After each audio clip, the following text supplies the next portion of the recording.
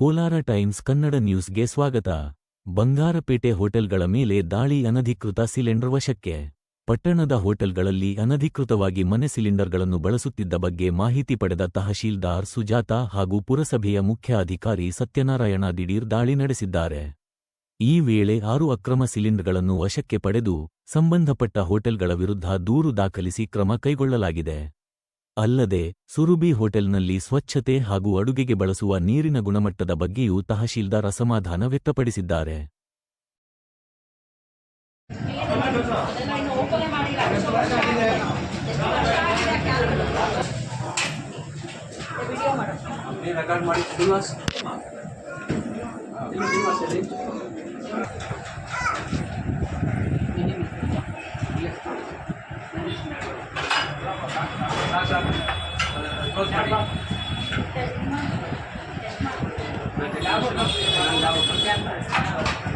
ಹೇಳ್ತಾರ ನೀರಿ ನೀವು ಇದು ಗೊತ್ತಿಲ್ವಾ?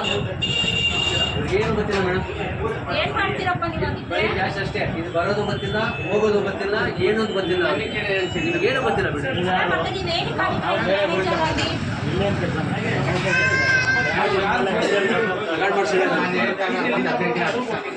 ಆಯ್ತವ, ಇವತ್ತು ಬಂದ್ರೆ 15 ದಿನ ಇನ್ನೊಂದು ನೀರದ ಬೆಳಿಗ್ಗೆ 10 ಗಂಟೆ ಯಾವಾಗ ಬರುತ್ತೆ ಅವಾಗ ನಮಗೆ ಗೊತ್ತಾಗುತ್ತೆ.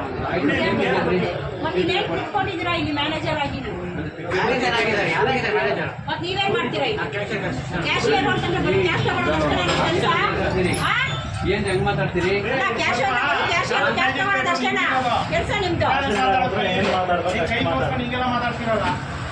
ಏನ್ ಮಾತಾಡ್ತೀರಿ ನೀವು?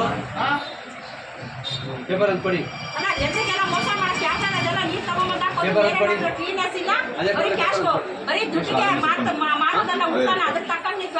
ಅದನ್ನಲ್ಲ ಬರೀಬೇಕಲ್ಲ ಸುರಭಿ ಅಂತ.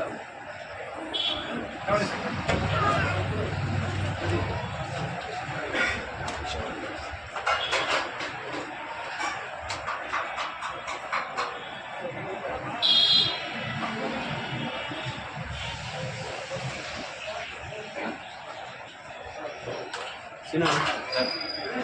Sino?